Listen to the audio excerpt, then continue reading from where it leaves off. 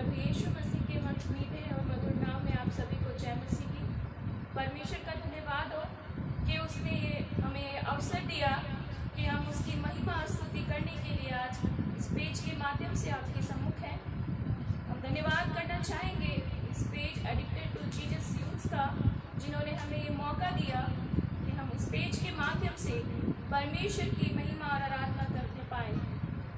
आइए हम परमेश्वर की आराधना को शुरू करने से पहले प्रार्थना करेंगे और उससे सामर्थ को मांगेंगे कि पूरी आराधना में वो हमारी अगुवाई करे।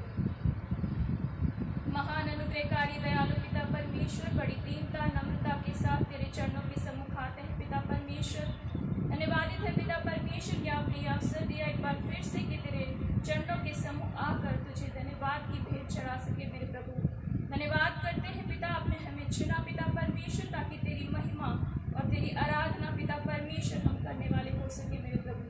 पिता परमेश्वर, प्रार्थना करते हैं पिता इस पेज के लिए और इसके एडमिन और पूरी टीम के लिए पिता परमेश्वर, जिन्होंने एक माध्यम के द्वारा पिता परमेश्वर तेरे नाम को महिमा देने का एक तरीका पिता परमेश्वर तरीका रखा है मेरे प्रभु, ताकि पिता परमेश्वर जो कोई भी इस वचन को देखे सुने मेरे प्रभु, वो तेरे नाम की महिमा करने वाला हो सके और तेरे नाम से आशीषित होने वाला हो सके।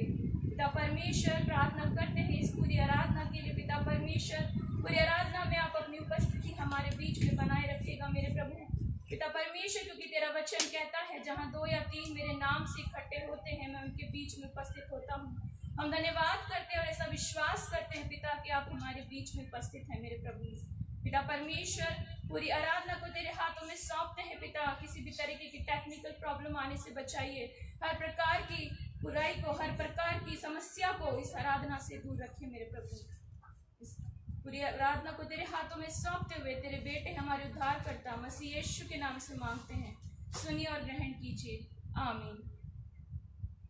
आइए हम आराधना को जारी रखते हुए उसकी महिमा के लिए गीतों को गाएंगे। परमेश्वर का धन्यवाद हो आज के इस मधुर दिन के लिए कि परमेश्वर ने हमें आज का ये दिन दिया।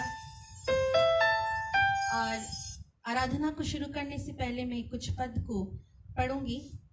मैं हर समय यहोवा को धन्य कहा करूंगा, उसकी स्तुति निरंतर मेरे मुख से होती रहेगी।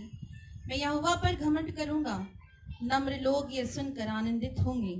मेरे साथ यहोवा की बड़ाई करो और आओ हम मिलकर उसके नाम की स्तुति करें।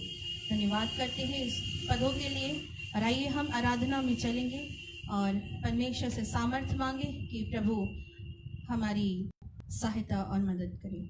आइए हम गीतों को गाएंगे, आप भी हमारे साथ मिलकर स्तुति और आराधना में शामिल हुए।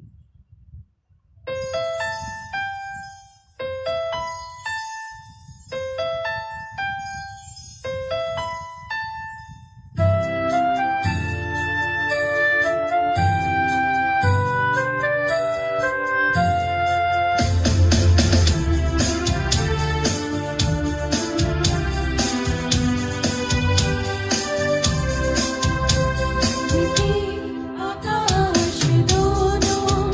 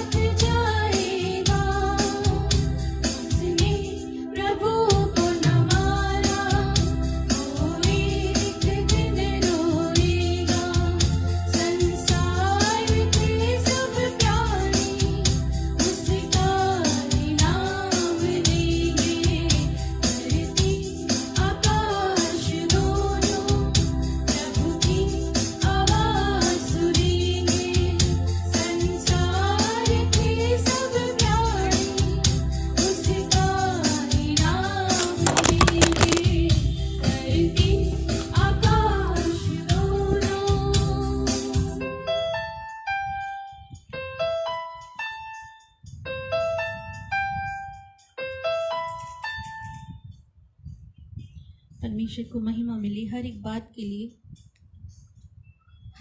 के लिए परमेश्वर को महिमा मिले।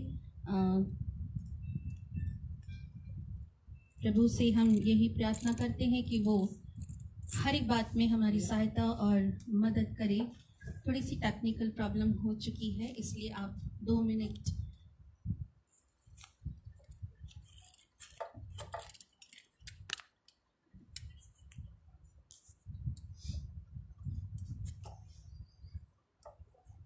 वचन में लिखा है, भजन संहिता उसका 34 अध्याय उसकी 90 आयत यहाँ इस प्रकार से कहती है, परंतु मैं यहोवा के कारण अपने मन में मगन होऊंगा, मैं उसके किए हुए उद्धार से हर्षित होऊंगा।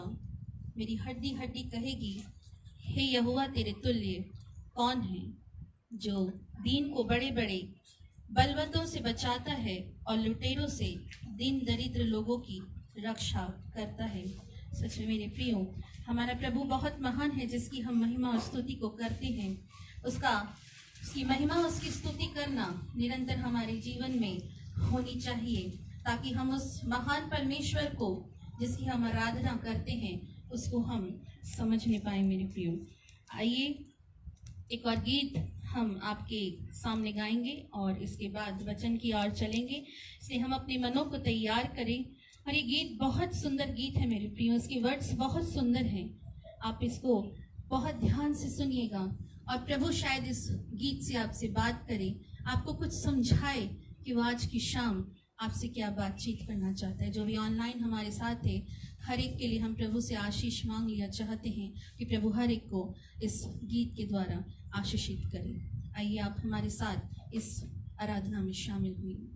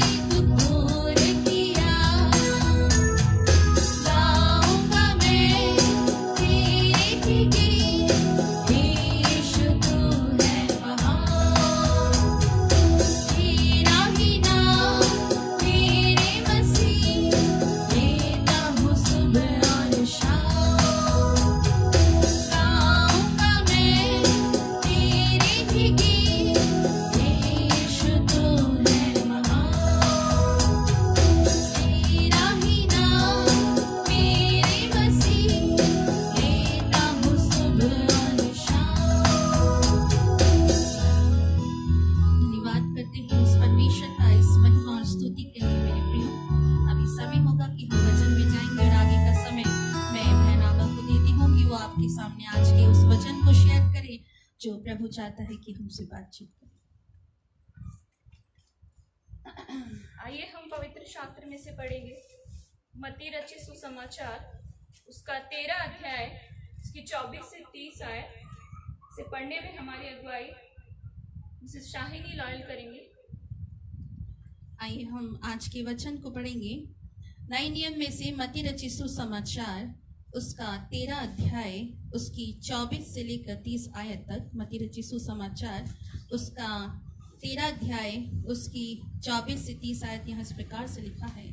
यीशु ने उन्हें एक और दृष्टांत दिया, स्वर्ग का राज्य उस मनुष्य के समान है जिसने अपने खेत में अच्छा बीज बोया। पर जब लोग सो रहे थे तो उसका शत्रु आकर गेहूं के बीज जंगली बीज बोकर चला गया। जब अंकुर निकले और बालें लगी तो जंगली दाने के पौधे भी दिखाई दिए। इस पर गृहस्थ के दासों ने आकर उससे कहा, हे स्वामी, क्या तूने अपने खेत में अच्छा बीज ना बोया था? फिर जंगली दाने के पौधे उसमें कहाँ से आए? उसने उनसे कहा, यह किसी शत्रु का काम है। दासों ने उससे कहा, क्या तेरी इच्छा है कि हम जाकर उनको बटोर लें? उसने कहा, नहीं, ऐसा ना हो कि जंगली दाने के पौधे बटोरते हुए तुम उनके साथ गेहूं भी उखाड़ लो। कटनी तक दोनों को एक साथ बढ़े दो और कटनी के समय में काटने वालों से कहूंगा कि पहले जंगली दाने के पौधे बटोर कर जलाने के लिए उनके गट्ठे बांध लो और गेहूं को मेरे खत्ते में इकट्ठा करो। परमेश्वर अपने पढ़े और सुने जाने पर आशीष दे। आमीन। परमेश्वर का धन्यवाद हो उसके जीवित वचन के लिए। आइए हम वचन में जाने से पहले अपने मनों को तैयार करें और प्रार्थना करें। आइए अपने सरों को झुकाएं, आंखों को बंद करें और उसकी हुजूरी में आए। धन्यवाद धन्यवाद धन्यवाद पिता परमेश्वर, धन्यवादित है आपका इस समय के लिए जब आपने एक और अवसर दिया पिता कि तेरा वचन पिता परमेश्वर लोगों में बांटा जाए। मेरे प्रभु धन्यवादित हो पिता परमेश्वर कि आपने मुझे चुना पिता परमेश्वर। पिता परमेश्वर तेरा वचन बताता है मेरे प्रभु कि तूने जगत के मूर्खों को चुना ताकि ज्ञानवानों को लज्जित करे। मैं धन्यवादित हूँ पिता कि तूने मुझे चुना है ताकि मैं तेरा वचन इस पेज के माध्यम से लोगों तक पहुंचा सकूं मेरे प्रभु, और तेरे नाम को मेरे जीवन से महिमा मिलने वाली हो सके मेरे प्रभु। पिता परमेश्वर, जितने लोग भी लाइव इस वचन को सुनते हैं मेरे प्रभु, या फिर बाद में भी पिता परमेश्वर जो रिकॉर्डेड इस सरमन को सुनते हैं, इस वचन को सुनते हैं मेरे प्रभु, वो अपने उनके जीवनों में पिता परमेश्वर बहुतायत से आशीष आने वाली हो सके मेरे प्रभु। पिता परमेश्वर, आगे के बुरे समय को तेरे हाथों में सौंपते हुए तेरे बेटे हमारे उद्धारकर्ता मसीह यीशु के नाम से मांगते हैं, आमीन। आपके सामने अभी मत्ती रचित सुसमाचार उसका 13 अध्याय 24 से 30 आयत तक पढ़ी गई। ये एक ऐसा दृष्टांत है मेरे प्रियो जिसको हमने बहुत बार पढ़ा होगा, बहुत बार हमने इस वचन के बारे में बहुत से पास्टर से सुना भी होगा मेरे प्रियो, प्रभु के सेवकों से सुना होगा। लेकिन एक बार फिर से मैं आप लोगों के सामने ये जो दृष्टांत जो प्रभु यीशु मसीह उन लोगों को सुना रहे थे मेरे प्रियो, जबकि वो लोग जो उसके वचन को सुनने आया करते थे मेरे प्रियो, यीशु मसीह अक्सर उनसे दृष्टांतों में बात किया करता था मेरे प्रियो। और यहाँ भी हम देखते हैं कि यीशु मसीह उन लोगों से एक दृष्टांत के थ्रू बात कर रहा है और उन दृष्टांत के थ्रू उन्हें समझा रहा है कि परमेश्वर का राज्य, परमेश्वर का जजमेंट, उसका न्याय बहुत निकट है मेरे प्रियो। अगर हम मत्ती रचित सुसमाचार 13 अध्याय की 24 से 28 आयत अगर हम देखें मेरे प्रियो, वहां हम देखते हैं मेरे प्रियो कि वहां पर यीशु मसीह ने स्वर्ग के राज्य की तुलना एक खेत से की है मेरे प्रियो। वो खेत से की है। वहां हम देखते हैं कि वहां एक मनुष्य है जिसने अपने अनाज के खेत में अनाज को बोया, अनाज के दानों को बिखेरा मेरे प्रियो। और जब वो सो रहा था उस समय हम आगे अगर इसको पढ़ते हैं 24 से 28 आयत को, हम देखते हैं कि उसका शत्रु वहां आ करके जंगली दाने के बीजों को बो करके चला जाता है मेरे प्रियो। और जब उसके सेवक, उस किसान के सेवक ये देखते हैं कि जंगली दाने के पौधे भी गेहूं के साथ उगाए हैं, तो अपने स्वामी के पास जाते हैं और उससे कहते हैं कि क्या तूने अच्छा बीज नहीं बोया था? फिर ये जंगली दाने के पौधे कहाँ से उग के आ गए हैं? यहाँ हम देखते हैं मेरे प्रियो कि हमारा जो ये संसार है ये एक खेत है। उसने वहां कंपेयर किया है कि जो ये संसार है उसको खेत से कंपेयर किया है मेरे प्रियो। और जो वो विरोधी जिसने जंगली दाने के बीज बोए वो और कोई नहीं मेरे प्रियो, वो हमारा विरोधी शत्रु एक शैतान है मेरे प्रियो। वो शैतान परमेश्वर के वचन का जो बीज बोया गया है, परमेश्वर के जो लोग हैं उनके बीच में आकर के अपने जंगली दाने के बीजों को बो करके चला जाता है मेरे प्रियो। क्योंकि हम जानते हैं मेरे प्रियो उसका मेन गोल परमेश्वर और परमेश्वर के लोगों का विरोध करना है। वो हमेशा से परमेश्वर के लोगों के विरोध में चलता आया है मेरे प्रियो। हम बाइबल में बहुत सी ऐसी जगहों को देखते हैं मेरे प्रियो जहां शैतान ने परमेश्वर के लोगों को हमेशा उनको बहकाया है या उनकी परीक्षा करने के लिए वो आया है। उत्पत्ति उसका 3 अध्याय अगर हम देखें मेरे प्रियो तो वहां पहली बार हम देखते हैं कि शैतान सांप के रूप में उस हव्वा के पास आता है और उसे बहका देता है मेरे प्रियो। परमेश्वर का वचन बताता है कि परमेश्वर ने आदम और हव्वा को बनाया, उनको अदन की वाटिका में रखा और उनके जीवनों में किसी तरह का कोई पाप नहीं था क्योंकि परमेश्वर ने उनको अपने स्वरूप में बनाया था मेरे प्रियो। लेकिन वो शैतान वहाँ 3 अध्याय में उत्पत्ति में अगर हम पढ़ते हैं तो वहाँ देखते हैं कि उसने हव्वा को आकर के पहली बार उसको वहाँ पे बहकाया मेरे प्रियो। और आगे हम सब जानते हैं मेरे प्रियो कि किस तरह से उसने हव्वा के द्वारा आदम और हव्वा के जीवन में पाप को वो लेकर के आ गया मेरे प्रियो। वो जंगली दाने का बीज उसने वहां बो दिया मेरे प्रियो। इसी तरह से अय्यूब के विषय में अगर हम देखें मेरे प्रियो तो वह एक प्रतिद्वंदी की तरह मेरे प्रियो उसने अय्यूब को परखा, उसकी विभिन्न तरीकों से परीक्षा ली मेरे प्रियो। वो ये देखना चाहता था कि वो परमेश्वर के प्रति कितना वफादार है। वो अय्यूब जो कि परमेश्वर का एक जन था मेरे प्रियो, और वो हम जानते हैं कि वो परमेश्वर के लोगों का विरोध करता है, इसीलिए उसने वहां अय्यूब को भी बहुत ज्यादा परेशान किया मेरे प्रियो। इसी तरह से अगर मत्ती उसके 4 अध्याय में अगर हम देखें तो जब हम देखते हैं कि वो यीशु मसीह को भी नहीं छोड़ा जो कि परमेश्वर का पुत्र था। उसने उसकी भी परीक्षा वहां पे की मेरे प्रियो। उसकी अगर 4 अध्याय की 2 आयत को अगर हम देखें मेरे प्रियो तो हम देखते हैं कि उसने पास आकर यीशु मसीह को परखा मेरे प्रियो। उसने संसार के टेम्पटेशन उसको दिखाए मेरे प्रियो, उसको बहकाया मेरे प्रियो, उसको संसार का वैभव दिखा करके उसको कहा कि अगर तू मुझे दंडवत करे, अगर तू मेरी बातों को माने तो ये सब कुछ मैं तुझे दे दूंगा। वो हमारे जीवनों में भी मेरे प्रियो इन टेम्पटेशंस को लेकर के आता है। खास तौर से मेरे प्रियो जब हम परमेश्वर के पीछे चलना भूल जाते हैं, हम परमेश्वर की ओर ना जाकर के जब हम संसार की ओर चलने लगते हैं मेरे प्रियो तो वो शैतान हमारे जीवनों में टेम्पटेशंस को लेकर के आता है और हमें परखता है और परमेश्वर से हमें दूर कर देता है मेरे प्रियो। मत्ती रचित सुसमाचार उसका 12 अध्याय 22 से 26 आयत अगर हम पढ़े मेरे प्रियो तो हम देखते हैं कि यीशु मसीह जब एक गूंगे और अंधे में से एक दुष्ट आत्मा को निकालते हैं मेरे प्रियो तो वहां देखते हैं कि वहां कुछ फरीसी लोग हैं और वहां वो यीशु मसीह को कहते हैं कि ये तो दुष्ट आत्माओं की सरदार की सहायता से इनके अंदर से दुष्ट आत्माओं को निकालता है। वहां यीशु मसीह कहते हैं कि वो शैतान ही अगर शैतान को निकाले तो वो उसका विरोधी हो गया। यहाँ हम देखते हैं मेरे प्रियो कि शैतान दुष्ट आत्माओं का सरदार है और दुष्ट आत्माओं के द्वारा वो हमारे जीवन में परेशानियों को लेकर के आता है मेरे प्रियो।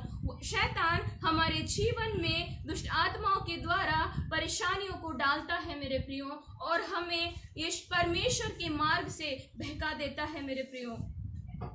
यूहन्ना उसका 12 अध्याय अगर उसकी 31 आयत को अगर हम देखें तो वहां लिखा है अब इस संसार का न्याय होता है, अब इस संसार का सरदार निकाल दिया जाएगा। यहाँ हम देखते हैं कि शैतान इस संसार का रूलर है, वो इस संसार का सरदार है मेरे प्रियो और जो संसार की चीजें हैं वो सब उसी की हैं मेरे प्रियो। जब हम संसार में रहते हैं, संसार की बातों की ओर अपने आप को को अपने मनों को लगा देते हैं मेरे प्रियो, तो हम वो संसार का सरदार हमें परमेश्वर से दूर कर देता है मेरे प्रियो। क्योंकि शैतान हमारे विचारों को, हमारी आशा को, हमारे गोल को, हर एक चीज को वो इन्फ्लुएंस करता है। लेकिन मेरे प्रियो, शैतान की भी कुछ लिमिटेशंस हैं, उसकी भी बाउंड्रीज हैं। जब हम परमेश्वर के साथ रहेंगे, परमेश्वर की ओर देखेंगे, परमेश्वर के साथ चलेंगे मेरे प्रियो, तो वो शैतान हमारे जीवनों में काम नहीं कर सकता, वो हमारे सामने से भाग जाएगा मेरे प्रियो। क्योंकि परमेश्वर इतना सामर्थी है कि वो उसके सामने टिक नहीं सकता मेरे प्रियो।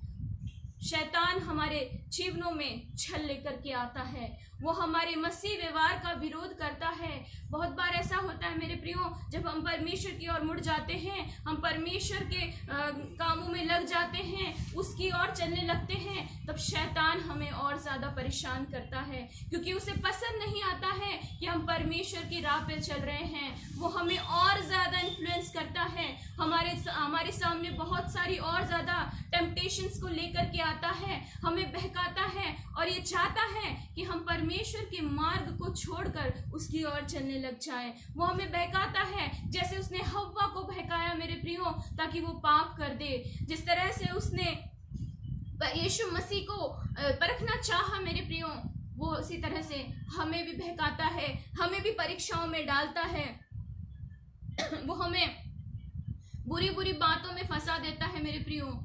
खास तौर से मेरे प्रियो, आजकल हम देखते हैं मेरे प्रियो कि ये जो मोबाइल है मेरे प्रियो, इसका बहुत ज्यादा मिसयूज करने लगे हैं लोग, खास तौर से युवा लोग मेरे प्रियो, जो कि परमेश्वर के लोग हैं, युवा हैं। और परमेश्वर का वचन कहता है कि जवान अपनी जवानी के दिनों में अपने सृजनहार को स्मरण रख। वो जवान मेरे प्रियो इस मोबाइल में न जाने क्या क्या चीजें देखते हैं और बहुत सारी ऐसी गलत बातों में पड़ जाते हैं मेरे प्रियो कि वो परमेश्वर से दूर हो जाते हैं। परमेश्वर का धन्यवाद हो कि इन दिनों में परमेश्वर इस मोबाइल का, इस सोशल मीडिया का उपयोग अपनी महिमा के लिए कर रहा है। हम धन्यवादित हैं इस चीज के लिए। लेकिन फिर भी मेरे प्रियो, बहुत से ऐसे नौजवान हैं मेरे प्रियो जिन्होंने अपने जीवन में इस बुराई के द्वारा, इस मोबाइल से, इस सोशल मीडिया से या और भी अन्य चीजों से अपने जीवन को बर्बाद कर लिया है। वो परमेश्वर से दूर हो गए हैं, उन्होंने परमेश्वर के पीछे चलना छोड़ दिया है और वो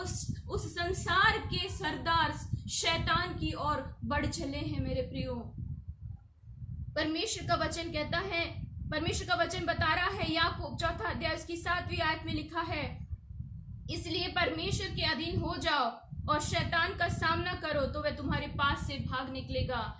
क्योंकि हम मसीह लोग हैं मेरे प्रियो, और मसीहों को ये आज्ञा है कि हम शैतान का विरोध करें। हम शैतान का विरोध करें तो वो हमारे सामने से भाग जाएगा। और हम उसका विरोध कैसे करेंगे मेरे प्रियो? जब हम अपने आप को परमेश्वर के अधीन कर लेंगे, परमेश्वर की ओर मुड़ जाएंगे, अपने आप को परमेश्वर के सम्मुख ले जाके के अगर हम रख देंगे मेरे प्रियो। और हम जानते हैं मेरे प्रियो कि अगर परमेश्वर हमारी तरफ है तो हमारा विरोधी कौन हो सकता है? हमारा विरोधी कोई नहीं हो सकता जब परमेश्वर हमारी ओर है मेरे प्रियो। इसलिए अपने आप को परमेश्वर के अधीन कर दीजिए मेरे प्रियो।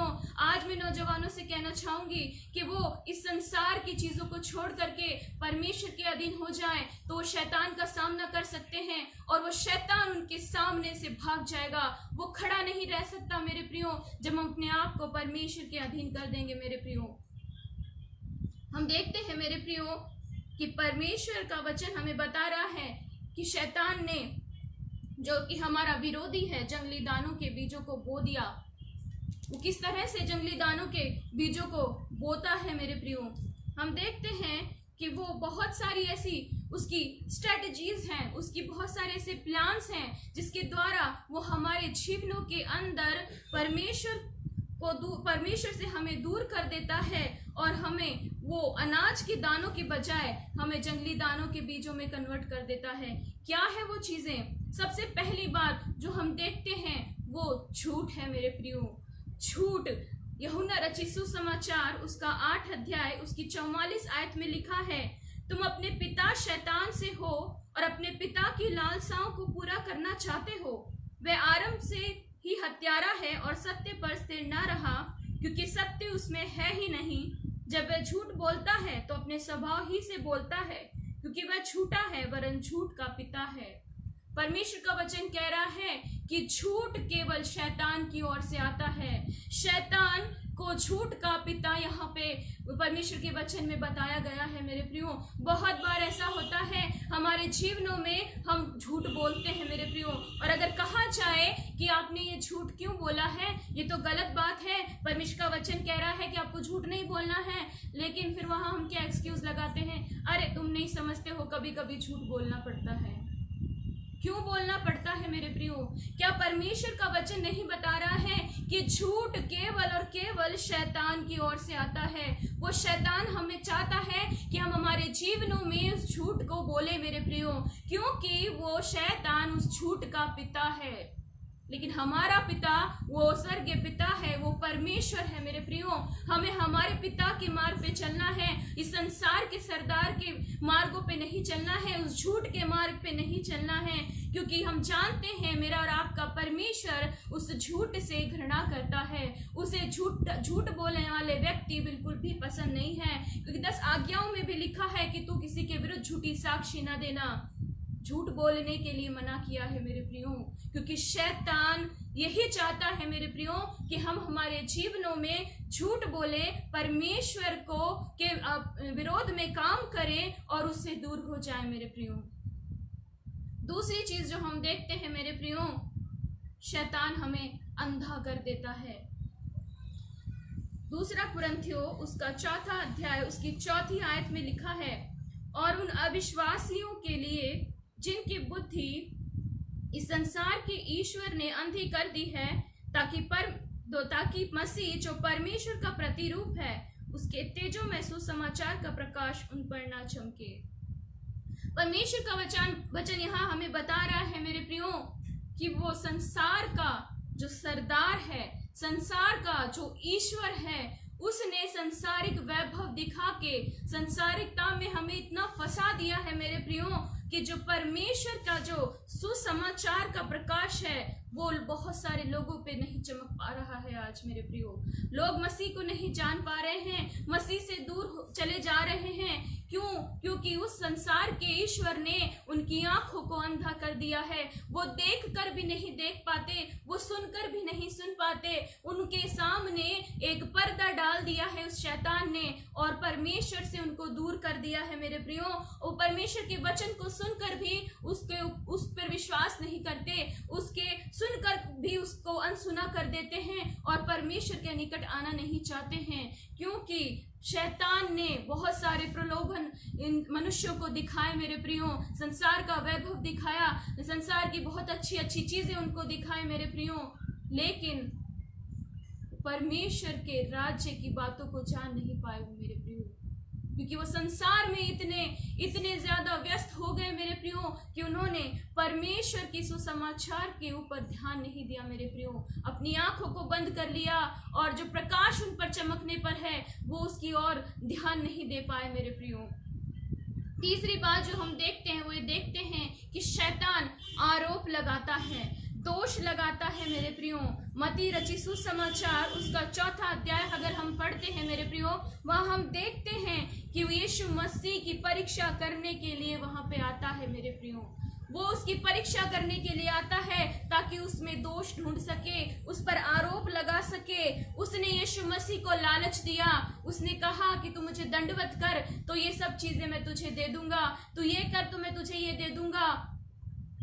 वो आज हमारे जीवन में भी बहुत सारी टेम्पटेशंस को लेकर के आता है मेरे प्रियो, ताकि वो हम में दोष ढूंढ सके मेरे प्रियो। हमारे जीवन में हमें परीक्षाओं में डालता है, हमें ऐसी ऐसी परिस्थितियों में वो डाल देता है मेरे प्रियो कि हम परमेश्वर को छोड़ दें, हम परमेश्वर के मार्ग से भटक जाए मेरे प्रियो, और वो दोष लगा सके, वो परमेश्वर के सामने आप मुझ पर और आप पर दोष लगा सके कि देखा ये तो तेरा बेटा था, ये तो तेरी बेटी थी, देखा ये कैसे तुझसे दूर हो गए। वो हमारे अंदर दोष लगाता है मेरे प्रियो, हमारे अंदर दोष ढूंढने के लिए ट्राई करता है मेरे प्रियो, ताकि परमेश्वर से हमें दूर कर सके और जो हम परमेश्वर के मार्ग पे चल रहे हैं उस मार्ग से हमें हटा सके मेरे प्रियो। आज हमारे बहुत सारे युवाओं के लिए ये संदेश है मेरे प्रियो कि बहुत सारे युवा आजकल इन टेम्पटेशंस में पड़े हुए हैं मेरे प्रियो। उन पे जरा सी परेशानी आती है और वो परमेश्वर को भूल जाते हैं या परमेश्वर को कोसने लग जाते हैं कि तूने मेरे साथ ऐसा क्यों कर दिया, क्यों मेरे जीवन में ये परेशानियां आ गई, क्यों तूने मेरे ही साथ ऐसा किया मेरे प्रियो।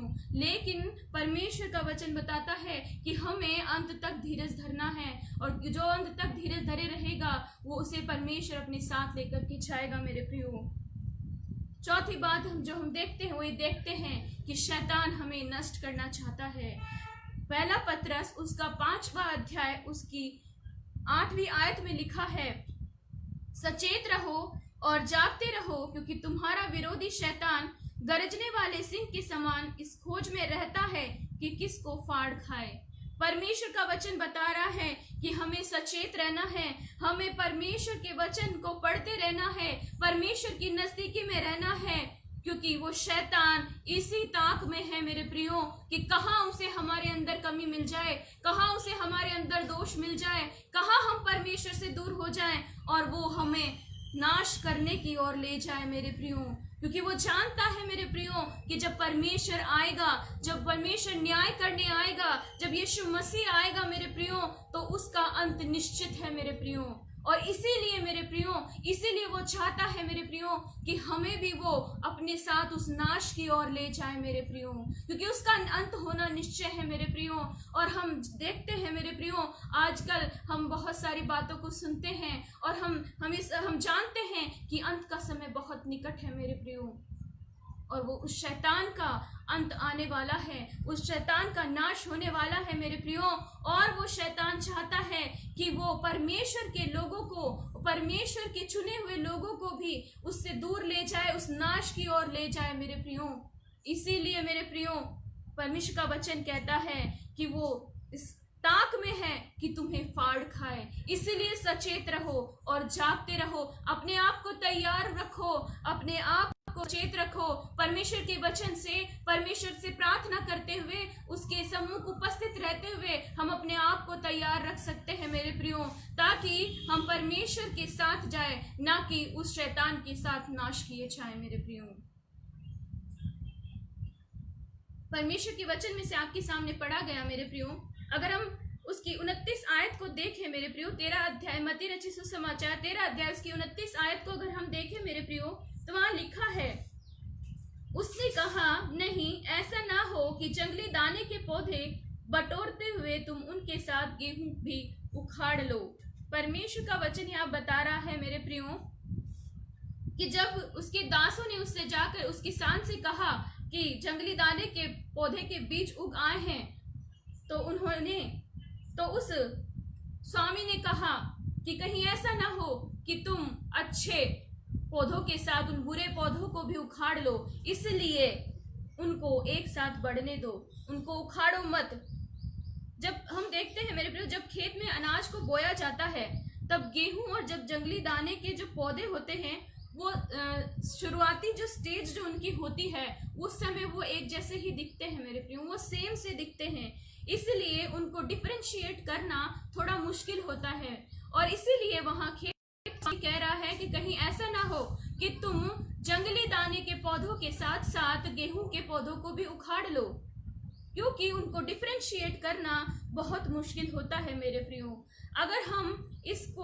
अगर हम हमारे जीवन से देखें मेरे प्रियो, तो हम देखते हैं कि हम बहुत से ऐसे लोगों को देखते हैं मेरे प्रियो, जो मसीही लोग हैं मेरे प्रियो, जो रोजाना बाइबल पढ़ते हैं मेरे प्रियो, रोजाना प्रार्थना भी करते हैं, चर्च भी जाते हैं मेरे प्रियो, चर्च की सभाओं में भी बढ़ चढ़कर हिस्सा लेते हैं, उनको चर्च के अंदर बड़े बड़े पोस्ट भी दिए जाते हैं मेरे प्रियो। और जब दूसरे लोग जब उनको देखते हैं तो वो उनके विषय में कहते हैं कि निश्चय ये बहुत धर्मी व्यक्ति है, लेकिन परमेश्वर का वचन कह रहा है कि जंगली दानों के पौधे और गेहूं के पौधों को डिफरेंशिएट करना थोड़ा मुश्किल है मेरे प्रियो, क्योंकि परमेश्वर का वचन बता रहा है मत्ती 15:8 में, ये लोग होठों से तो मेरा आदर करते हैं पर उनका मन मुझसे दूर रहता है। परमेश्वर का वचन कह रहा है कि लोग दिखाने के लिए तो मेरा आदर करते हैं, दिखाने के लिए तो हे मसीह, हे यीशु, हे प्रभु कहते हैं, लेकिन इनका मन मुझसे दूर है, इनके मनों में विश्वास नहीं है, ये मन से मेरा आदर नहीं करते हैं, ये मन से मुझसे दूर हैं। परमेश्वर का वचन बता रहा है मेरे प्रियो कि कैसे अविश्वासियों के लिए वो यहाँ बात कर रहा है मेरे प्रियो, कैसे विश्वासियों के लिए वो यहाँ बात कर रहा है मेरे प्रियो। हम ऐसे लोगों को अगर देखें मेरे प्रियो तो चर्च में उनका एक अलग व्यक्तित्व होगा और उनके घर पे या जहां वो काम करते हैं उनका एक अलग ही व्यक्तित्व होता है मेरे प्रियो। चर्च में, कलीसिया में वो बहुत धर्मी व्यक्ति होंगे, लेकिन अगर हम उनके घर पे या उनको कहीं और देखें मेरे प्रियो तो उनका अलग ही व्यक्तित्व हम देखते हैं मेरे प्रियो। तो परमेश्वर का वचन कह रहा है कि ऐसे लोग मन से तो मुझसे दूर रहते हैं, वो सिर्फ होठों से लोगों को दिखाने के लिए मेरी महिमा करते हैं, मेरे नाम को लेते हैं। आज हम कैसे मसीह हैं मेरे प्रियो भाइयों और बहनों, हम कैसे मसीह हैं? क्या हम लोगों को दिखाने के लिए परमेश्वर के नाम को लेते हैं या परमेश्वर की महिमा के लिए उसका नाम लेते हैं मेरे प्रियो? परमेश्वर का वचन कह रहा है अपने आप को परखो कि विश्वास में हो कि नहीं। अपने आप को आज हमें और आपको परखने की आवश्यकता है मेरे प्रिय भाई और बहनों कि हम उसके विश्वास में है कि नहीं। हमें अपने आप को जांचना है, अपने आप को परखना है मेरे प्रियो कि यीशु मसीह हमारे अंदर है या नहीं है मेरे प्रियो। क्या आज मेरे और आपके अंदर यीशु मसीह है मेरे प्रियो?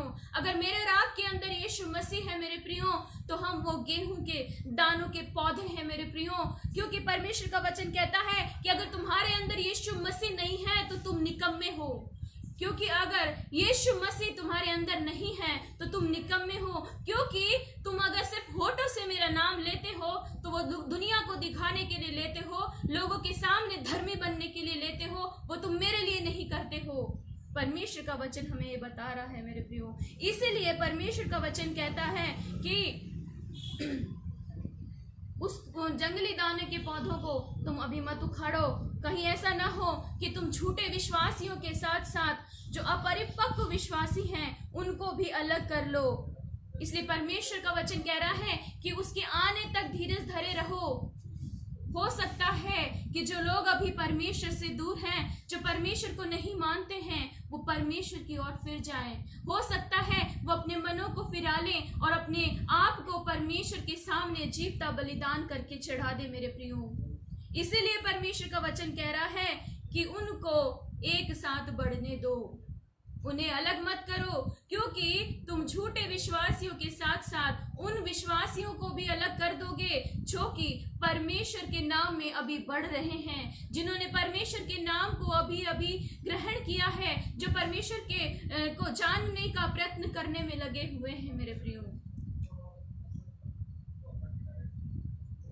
अगर हम इसकी 30 आयत को पढ़े मेरे प्रियो, 13 मत्ती रचित सुसमाचार के 13 अध्याय की 30 आयत को पढ़े मेरे प्रियो, तो वहां लिखा है, कटनी तक दोनों को एक साथ बढ़ने दो, और कटनी के समय मैं काटने वालों से कहूंगा कि पहले जंगली दाने के पौधे बटोर कर चलाने के लिए उनके गट्ठे बांध लो और गेहूं को मेरे खत्ते में इकट्ठा करो। परमेश्वर का वचन यहाँ हमें बता रहा है कि कटनी के साथ वो उन दोनों को एक साथ बढ़ने देना चाहता है। और कटनी यहाँ पे हम देखें मेरे प्रियो तो जगत का अंत है, वो न्याय का दिन है मेरे प्रियो। वो न्याय का दिन जब यीशु मसीह आएगा और हमारा न्याय करेगा, वो कटनी वो न्याय का दिन है मेरे प्रियो, वो जजमेंट का दिन है मेरे प्रियो, जब वो अपने लोगों को और शैतान के लोगों से अलग करेगा, शैतान के पीछे चलने वाले लोगों से अलग करेगा, जब वो गेहूं को उन जंगली दानों के पौधों से अलग करेगा मेरे प्रियो। पहला पत्रस उसका 4 अध्याय उसकी 17 आयत में लिखा है, क्योंकि वह समय आ पहुंचा है कि पहले परमेश्वर के लोगों का न्याय किया जाए, और जबकि न्याय का आरंभ हम ही से होगा तो उनका क्या अंत होगा जो परमेश्वर के सुसमाचार को नहीं मानते। परमेश्वर का वचन बताता है कि समय आ चुका है मेरे प्रियो, परमेश्वर का न्याय का समय आ चुका है। आज के समय में मेरे प्रियो हम बहुत सी ऐसी बातें सुन रहे हैं, बहुत सी महामारियां आ रही हैं, लोग परेशान हैं और बहुत सारे भूकंप आ रहे हैं और भी न जाने क्या क्या हम सुन रहे हैं मेरे प्रियो। और बाइबल हमें बताती है कि इन सब चीजों का होना अवश्य है मेरे प्रियो, क्योंकि अंत का समय निकट है मेरे प्रियो। इसलिए परमेश्वर का वचन कह रहा है कि ये समय आ पहुंचा है और जब न्याय होगा मेरे प्रियो, तो न्याय सबसे पहले आपसे और मुझसे शुरू किया जाएगा मेरे प्रियो, क्योंकि हम उसके लोग हैं मेरे प्रियो। उसका सुसमाचार हमारे पास है मेरे प्रियो। ये पवित्र बाइबल उसने हमें दी है मेरे प्रियो। उसके वचन को हम बचपन से सुनते आए हैं मेरे प्रियो। हम बचपन से चर्च जाते आए हैं मेरे प्रियो। तो परमेश्वर सबसे पहले मुझसे और आपसे न्याय करेगा मेरे प्रियो, मेरा और आपका न्याय करेगा मेरे प्रियो। परमेश्वर का वचन कह रहा है कि जब न्याय हमसे आरंभ होगा, तो तुम ये सोचो कि जो परमेश्वर के वचन को नहीं जानते हैं, उसके सुसमाचार को नहीं जानते, यीशु मसीह को नहीं जानते हैं, उनका क्या अंत होगा मेरे प्रियो। इसीलिए परमेश्वर का वचन कह रहा है कि हमें परमेश्वर की ओर फिर जाना है मेरे प्रियो। हमें परमेश्वर के वचन पे चलना है मेरे प्रियो, ताकि जब अंत का समय आए मेरे प्रियो, जब न्याय का समय आए मेरे प्रियो, तो हम उस परमेश्वर के साथ जाने वाले हो सके मेरे प्रियो। हम उस अनंत आग में न डाल दिए जाए मेरे प्रियो, बल्कि हम परमेश्वर के राज्य में उसके साथ जाने वाले हो सके मेरे प्रियो।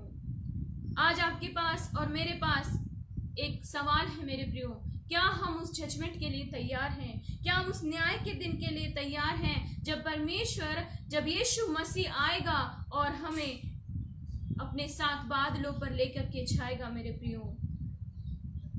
मत्ती रची सुसमाचार उसका 13 अध्याय 41 और 42 आयत को अगर हम पढ़े मेरे प्रियो, तो वहां हम देखते हैं जब कटनी का समय आएगा, जब जजमेंट का समय आएगा, जब मनुष्य का पुत्र यीशु मसीह अपने दूतों को भेजेगा और सभी ठोकर के कारणों और कुकर्म करने वालों को इकट्ठा करेगा मेरे प्रियो, और उन्हें आग के कुंड में डाल देगा, जहां रोना और दांतों का पीसना होगा।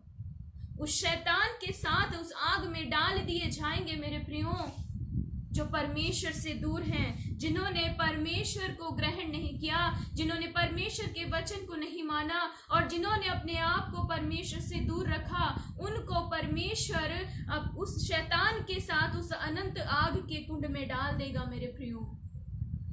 वो सब कुकर्म करने वालों को और सब ठोकर के कारणों को मेरे प्रियो। मलाकी उसका 4 अध्याय उसकी पहली आयत में अगर हम देखें तो वहां लिखा है, क्योंकि देखो वह धधकते भट्टे का सा दिन आता है, जब सब अभिमानी और सब दुराचारी लोग अनाज की खूंटी बन जाएंगे, और उस आने वाले दिन में वे ऐसे भस्म हो जाएंगे कि उनका पता न रहेगा। सेनाओं के यहोवा का यही वचन है। परमेश्वर का वचन बता रहा है कि वो धधकते हुए भट्टे का दिन आ रहा है मेरे प्रियो। धधकते हुए भट्टे का सा दिन आ रहा है। वो सब अभिमानियों को, सब दुराचारियों को, सब कुकर्मियों को उस आग के अंदर भस्म कर देगा मेरे प्रियो, और वो ऐसे हो जाएंगे मेरे प्रियो कि उनका पता तक भी नहीं चलेगा मेरे प्रियो। इसलिए परमेश्वर का वचन कह रहा है कि अपने आप को उसकी ओर फिरा लीजिए मेरे प्रियो, उसकी ओर चले आइए मेरे प्रियो, और उसको ग्रहण कर लीजिए अपने जीवन के अंदर मेरे प्रियो। मत्ती रची सुसमाचार उसका 25 अध्याय 41 आयत में लिखा है, तब वह बाईं ओर वालों से कहेगा, हे शापित लोगों, मेरे सामने से उस अनंत आग में चले जाओ, जो शैतान और उसके दूतों के लिए तैयार की गई है। तो यहाँ हम देखते हैं मेरे प्रियो, जब हम इस अध्याय को पढ़ते तो वहां देखते हैं मेरे प्रियो कि वह अपने दाईं और बाईं ओर वालों से वार्तालाप कर रहा है मेरे प्रियो, और वो बाईं ओर वालों से कह रहा है कि शापित लोगों, मेरे सामने से उस अनंत आग में चले जाओ, जो शैतान और उसके दूतों के लिए तैयार की गई है। उस समय मेरे प्रियो बहुत से ऐसे लोग होंगे जो कहेंगे, हे प्रभु, क्या हमने तेरे नाम से बहुत सारे काम नहीं किए? क्या हमने दुष्ट आत्माओं को नहीं निकाला? क्या हमने प्रार्थना सभाएं नहीं की? क्या हमने तेरे नाम से प्रार्थना नहीं की? तेरे वचन को नहीं पढ़ा? क्या हमने चर्च में बड़े बड़े काम नहीं किए? क्या हमने बड़ी बड़ी पोस्ट लेकर तेरे नाम का प्रचार नहीं किया? उस समय परमेश्वर उनसे कह देगा कि हे शापित लोगों, मेरे सामने से अनंत आग में चले जाओ, क्योंकि तुमने जो किया वो अपने नाम को बढ़ाने के लिए किया, तुमने लोगों को दिखाने के लिए किया, तुमने मेरे लिए नहीं किया। तो तुमने इसीलिए किया कि तुम्हारा नाम बढ़ जाए, तुमने इसलिए नहीं किया कि परमेश्वर के नाम को महिमा मिले मेरे प्रियो।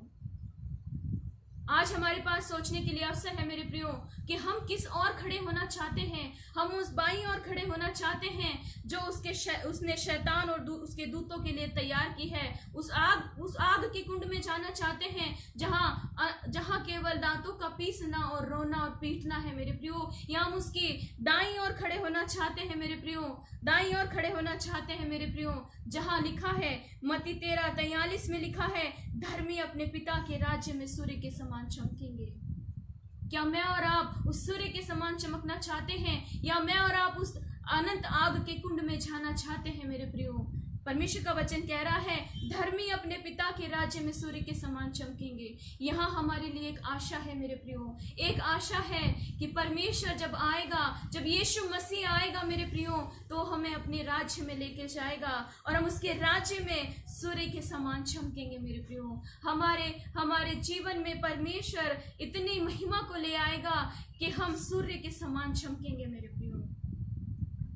परमेश्वर का वचन बता रहा है, मत्ती 3 उसका 12 अध्याय में लिखा है, उसका सूप उसके हाथ में है और अपने गेहूं को तो खत्ते में इकट्ठा करेगा, परंतु भूसी को उस आग में जलाएगा जो बुझने की नहीं है।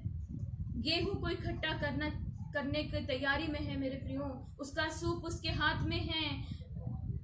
अंत का समय निकट है, न्याय का समय निकट है मेरे प्रियो, और परमेश्वर का वचन कह रहा है कि वो गेहूं को अपने खत्ते में इकट्ठा करेगा, धर्मियों को अपने राज्य में लेके जाएगा और भूसी को आग में जलाएगा जो कभी बुझने की नहीं है मेरे प्रियो।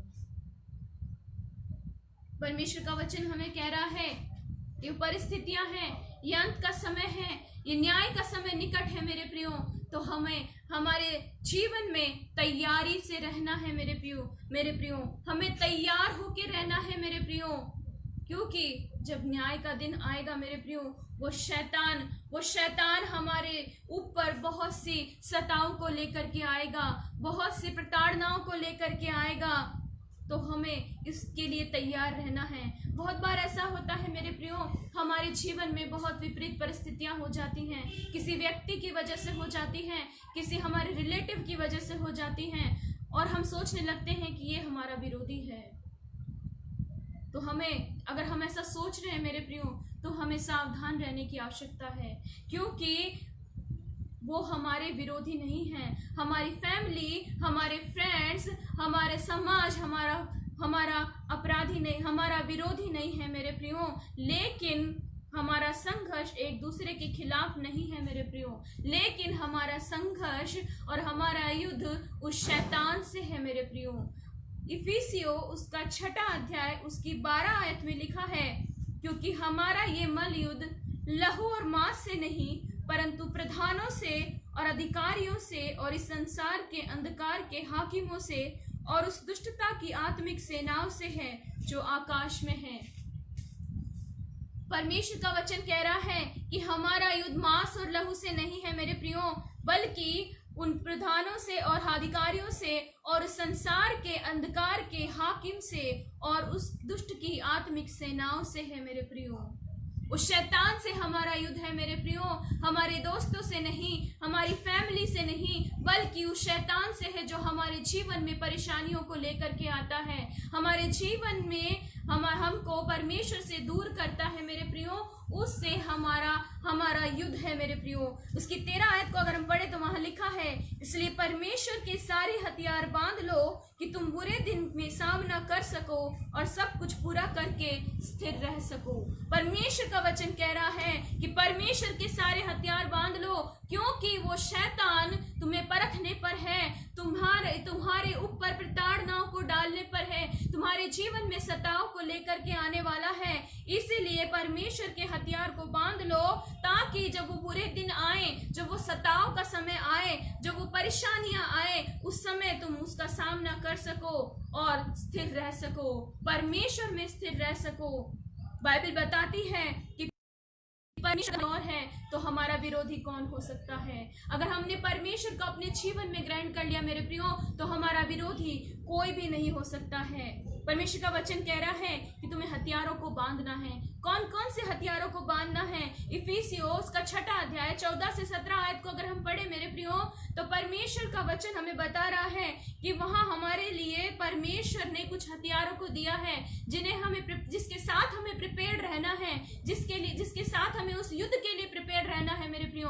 कौन कौन से हथियार उसने वहां बताए हैं? सत्य से कमर कसनी है मेरे प्रियो, सत्य से कमर कसनी है, धार्मिकता की झिलम पहननी है, पांव में मेल के सुसमाचार की तैयारी के जूते पहनने हैं, विश्वास की ढाल के साथ, उद्धार के टोप के साथ और आत्मा की तलवार जो कि परमेश्वर का वचन है, इन सभी हथियारों के साथ हमें तैयार रहना है। परमेश्वर का वचन हमें बता रहा है कि हमें इन हथियारों को बांध लेना है, अपने जीवन में इन सब हथियारों को ग्रहण कर लेना है और हमें उस शैतान का सामना करना है, उस युद्ध के लिए तैयार होना है जो युद्ध का दिन बहुत निकट है मेरे प्रियो। वो अंत का समय बहुत निकट है मेरे प्रियो, जब वो शैतान हम पर प्रताड़नाओं को डालेगा, हम पर सताव आएंगे मेरे प्रियो। लेकिन जो परमेश्वर ने जो हमें हथियार दिए हैं मेरे प्रियो, अगर हमारे जीवन में रहेंगे तो हम उस अंत के समय में भी परमेश्वर के द्वारा सामर्थ को पाएंगे मेरे प्रियो, और उस अंधकार की शक्तियों से मेरे प्रियो और उसकी सेनाओं से हम युद्ध कर सकते हैं मेरे प्रियो, और परमेश्वर के नाम में हम विजय प्राप्त कर सकते हैं मेरे प्रियो। और इसके लिए हमें क्या करना होगा मेरे प्रियो? हमें हर समय और हर प्रकार से प्रार्थना में लगे रहना है मेरे प्रियो, आत्मा से, पवित्र आत्मा से हमें प्रार्थना में लगे रहना है मेरे प्रियो।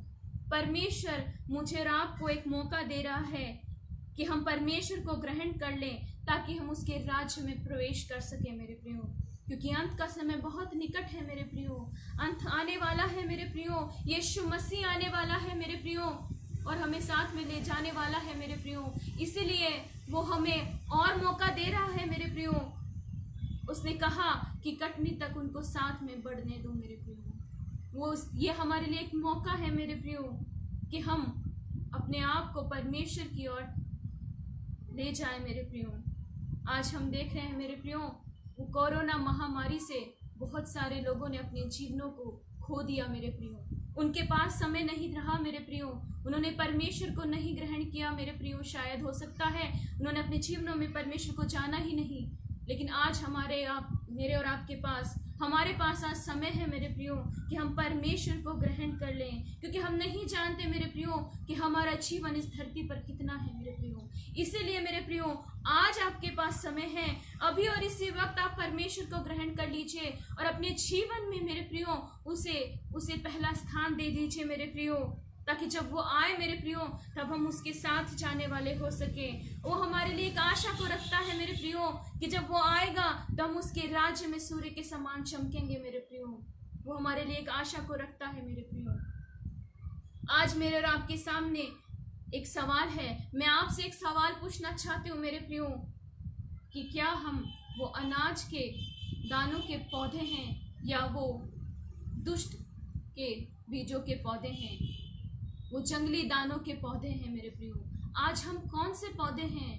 क्या हम वो अनाज के दाने के पौधे हैं मेरे प्रियो जिसको वो अपने खत्तों में इकट्ठा करेगा, या वो जंगली दानों के पौधे हैं मेरे प्रियो जिनको वो अनंत आग के कुंड में डाल देगा मेरे प्रियो।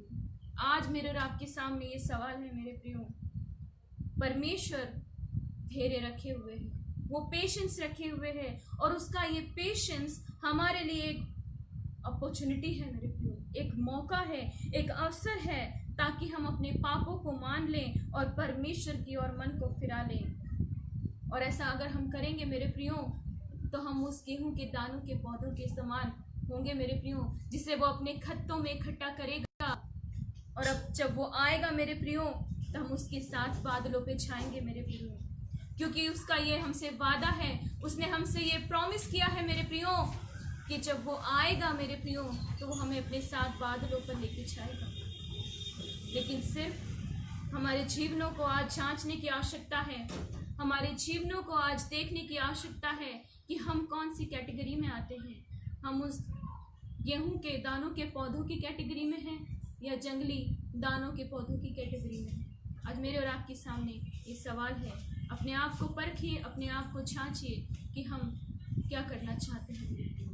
आइए हम प्रार्थना करें। धन्यवाद धन्यवाद धन्यवाद पिता परमेश्वर, महान अनुग्रहकारी दयालु पिता परमेश्वर, तेरा धन्यवाद करते हैं इस सुंदर वचन के लिए जो आपने दिया मेरे प्रभु।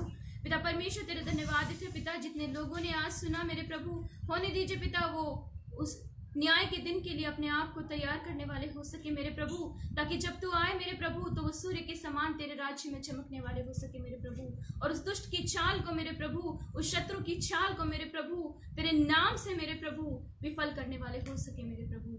पिता परमेश्वर धन्यवादित है पिता, एक बार फिर से इस समय के लिए जो आपने अपनी महिमा के लिए हमें दिया पिता परमेश्वर, सारा आदर मान महिमा आपको देते हुए आपके बेटे हमारे उद्धार करता मसीह यीशु के नाम से मांगते सुनिए और ग्रहण कीजिए, आमीन।